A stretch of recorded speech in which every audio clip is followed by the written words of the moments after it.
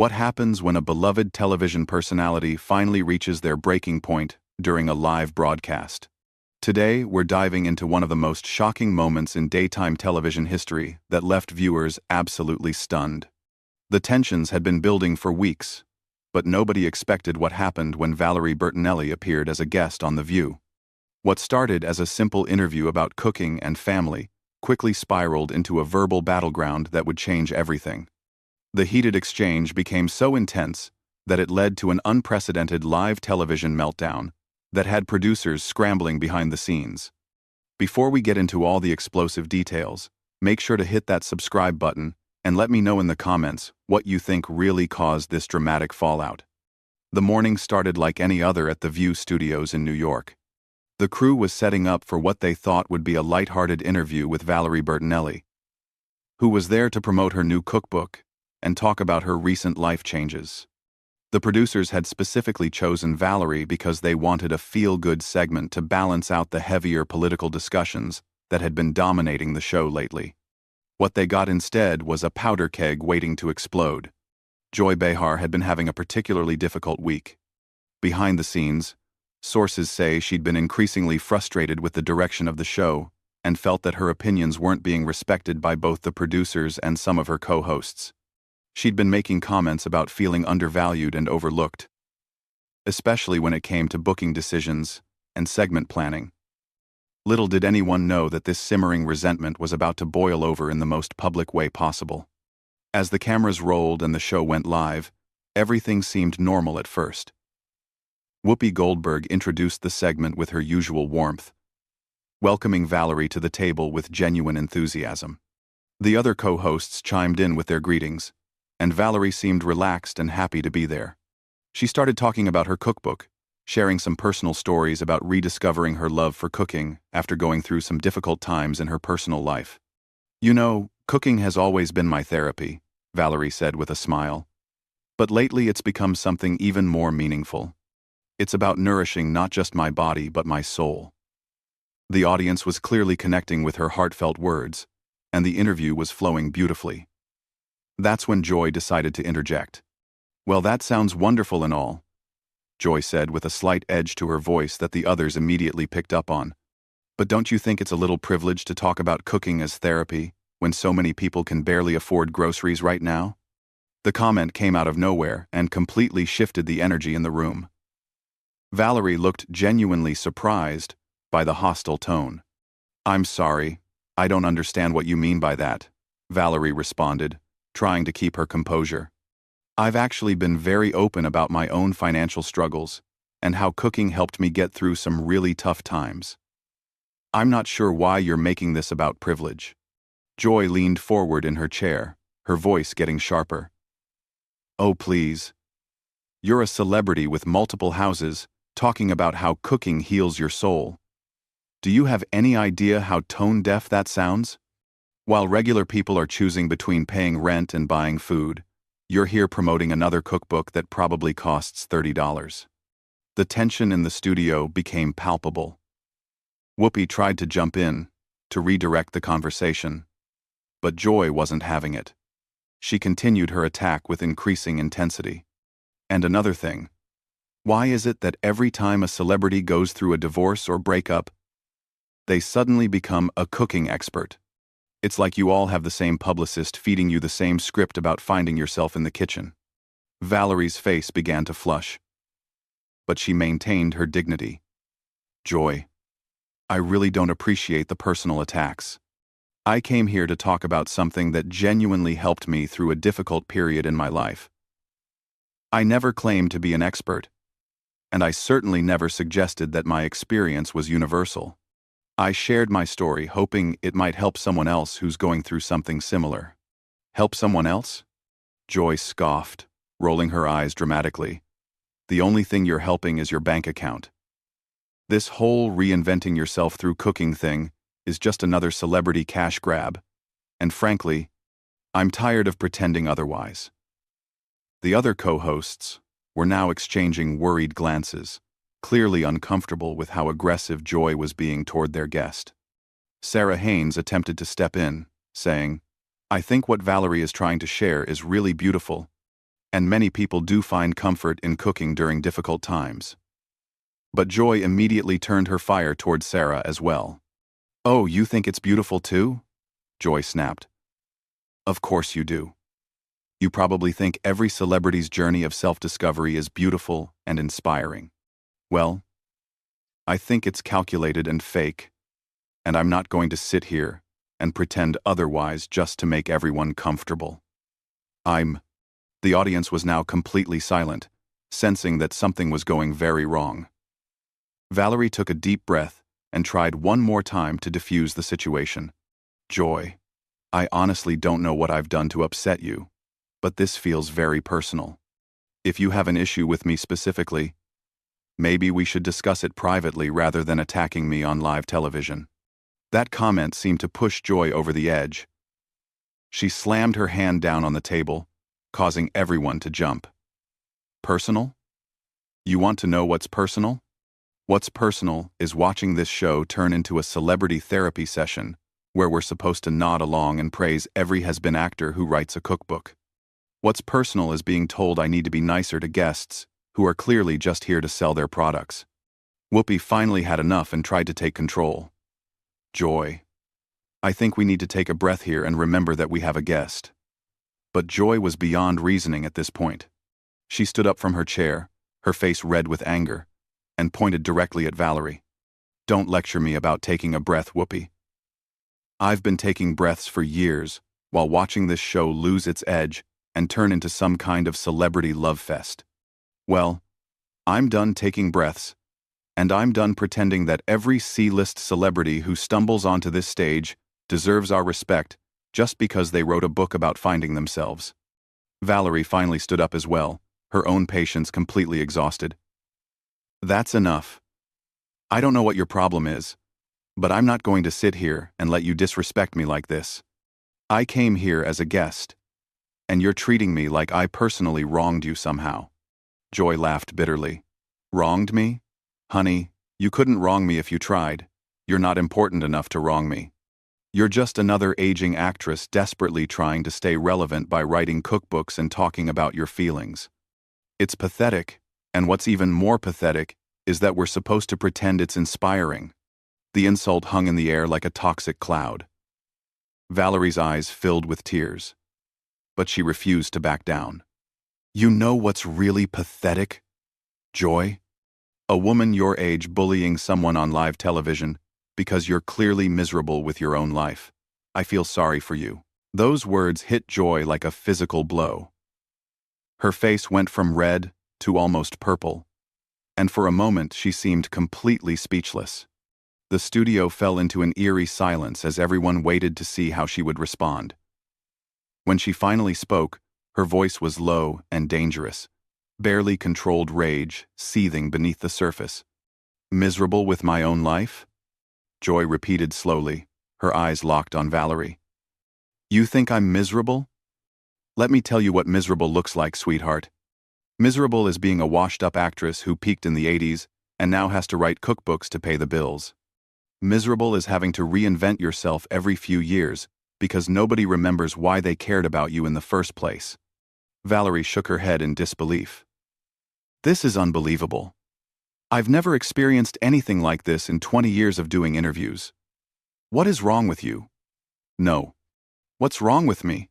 Joy's voice was rising again, all pretense of professionalism completely abandoned.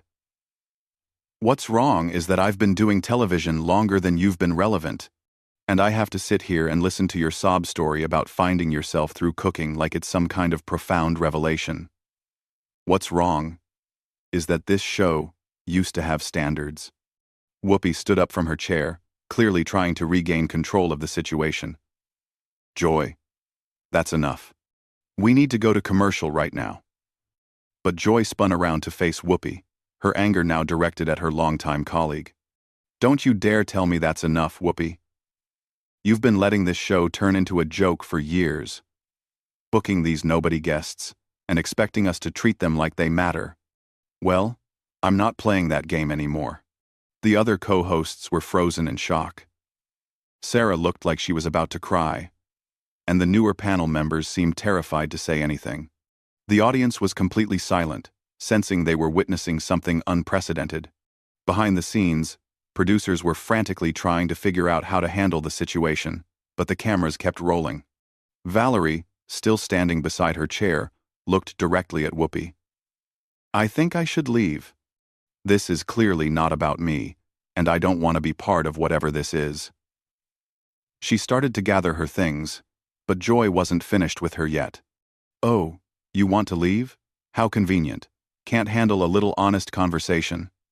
This is exactly what I'm talking about. These celebrity guests come on here expecting to be coddled and praised. And the moment someone asks them a real question or challenges their narrative, they want to run away." Valerie stopped and turned back to face Joy, her own anger finally reaching its limit. "Honest conversation? Is that what you call this?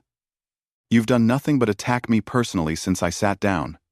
You haven't asked me one legitimate question about my book or my life.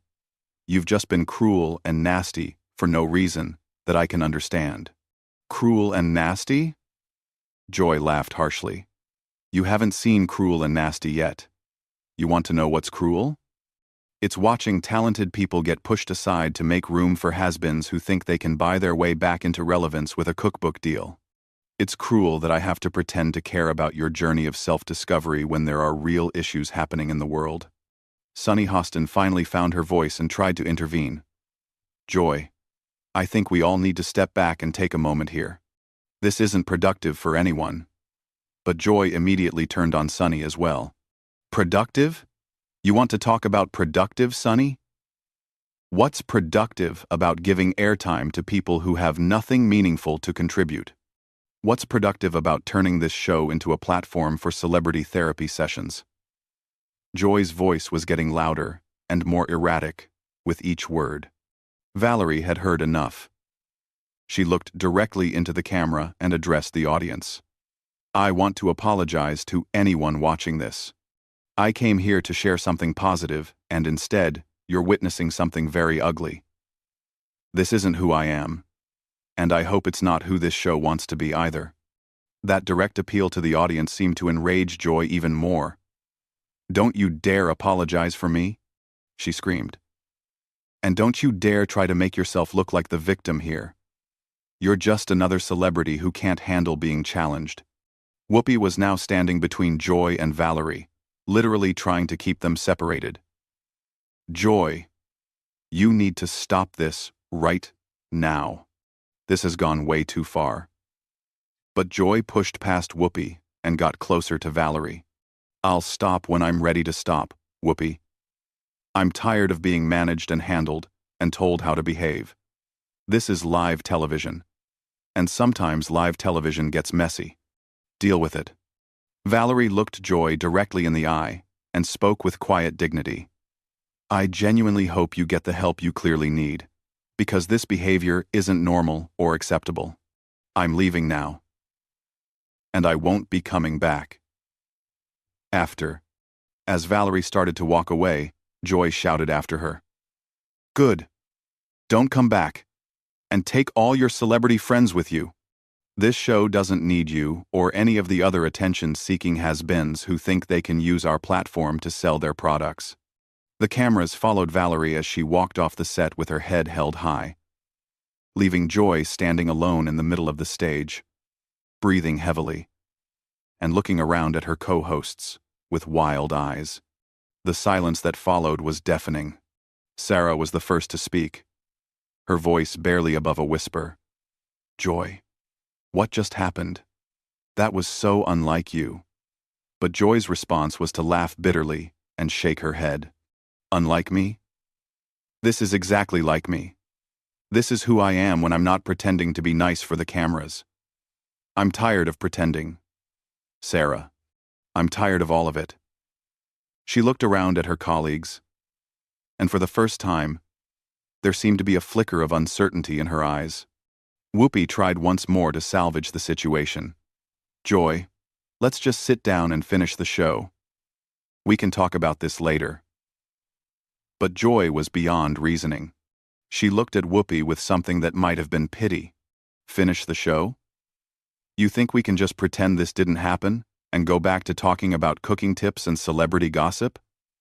You think the audience is going to forget what they just witnessed? She gestured toward the cameras that were still rolling, capturing every moment of her breakdown. I don't know how to pretend anymore, Whoopi. I don't know how to sit here and smile and nod while this show turns into something I don't recognize. I don't know how to be fake and pleasant when everything about this feels wrong to me. The raw honesty in her voice was almost more disturbing than her earlier anger. Her colleagues exchanged worried glances, clearly unsure how to respond to this version of Joy they'd never seen before. In the control room, producers were having heated discussions about whether to cut the cameras, but the train wreck was so compelling that they couldn't bring themselves to stop filming. Joy looked out at the audience, many of whom were staring at her with expressions of shock and confusion. You all came here, expecting your usual dose of celebrity fluff and morning show banter. Didn't you? Well, congratulations. You got a real show today. You got to see what happens when someone finally tells the truth instead of playing the game. She turned back to her co-hosts, who were all still standing uncertainly around the table. And you all know I'm right. You know this show has lost its way. You know we've become a joke. But you're too scared to admit it because you don't want to rock the boat. The accusation hung in the air like a challenge. Sunny Hostin was the first to respond, her legal training kicking in as she tried to de-escalate the situation. Joy, we all care about this show and want it to succeed. Maybe we can have this conversation when we're not live on television. But Joy's laugh was bitter and mocking. When we're not live? You mean when the cameras are off, and we can all pretend to be friends again? When we can sweep this under the rug and go back to business as usual? No, Sunny. If we're going to have this conversation, we're having it now, while America is watching. She walked closer to the camera, addressing the audience directly with an intensity that was both captivating and deeply uncomfortable. You want to know the truth about what goes on behind the scenes here? You want to know why your favorite morning show feels different lately? It's because we've all been told to play it safe, to avoid controversy, to make nice with every celebrity who walks through that door. Whoopi stepped forward, her voice firm but controlled. Joy, this is not the time or the place for this discussion. We have a responsibility to our viewers, and to each other, to handle this professionally. Professionally? Joy spun around to face Whoopi, her voice dripping with sarcasm. You mean the way you professionally sat there and let that guest disrespect me? The way you professionally tried to silence me when I was telling the truth? Or do you mean professionally the way we all pretend this show is still relevant when we know it's becoming a parody of itself?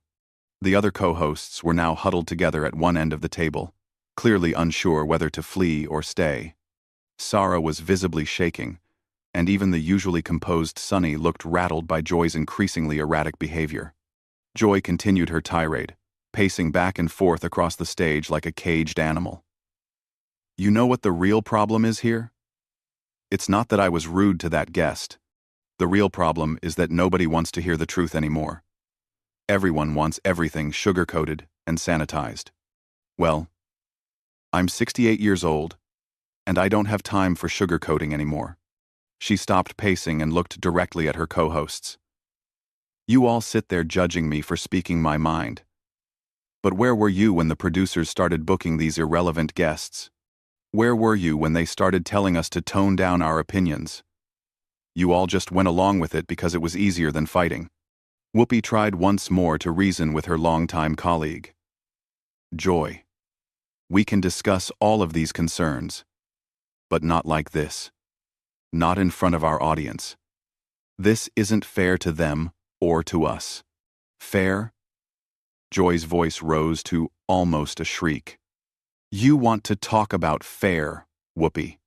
Is it fair that I've given the best years of my career to this show, only to be told I need to be nicer? Is it fair that we have to pretend every celebrity cookbook is a masterpiece? Is it fair that we can't have real conversations anymore? Because someone might get their feelings hurt? The studio audience was completely silent now, many people looking genuinely frightened by what they were witnessing. Some were taking out their phones, recording what was clearly going to become one of the most talked-about moments in television history. Joy noticed the phones and pointed at them accusingly. "Go ahead, record this. Post it everywhere. Let the world see what happens when someone finally tells the truth on live television. Let them see what happens when someone refuses to play the game anymore." She turned back to the camera, her face flushed, and her breathing labored. "You know what? I'm done. I'm done with this show. I'm done with these fake conversations. And I'm done pretending to be someone I'm not for the sake of ratings." The declaration sent shockwaves through the studio.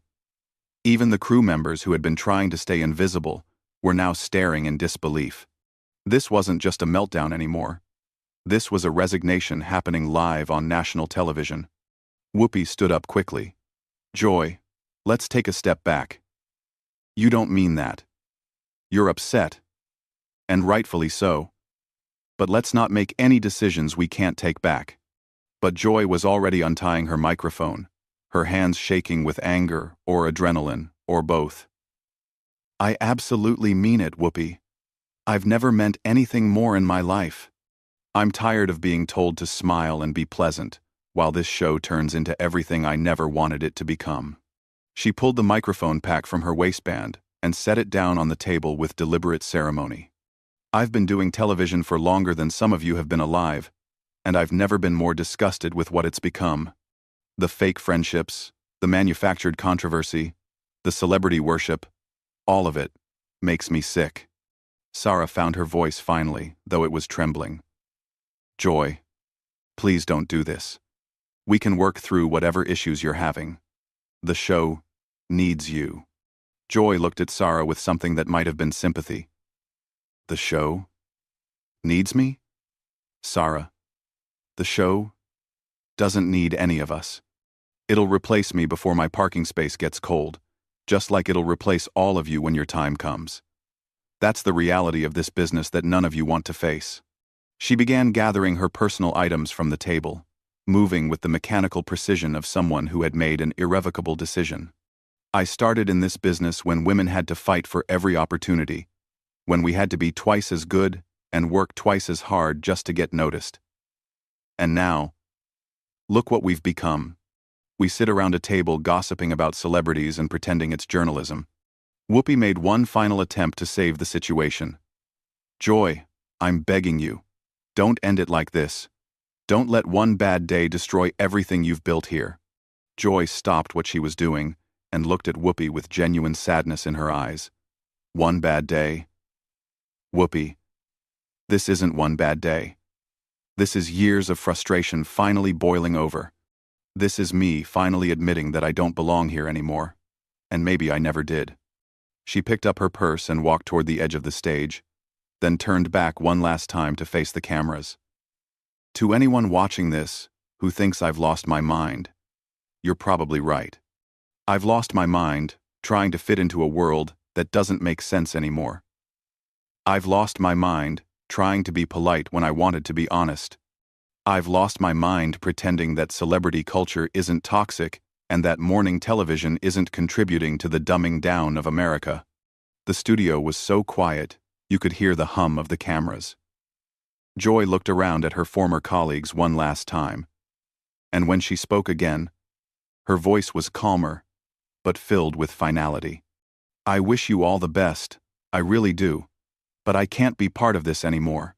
I can't sit at that table and pretend that what we do here matters when it so clearly doesn't.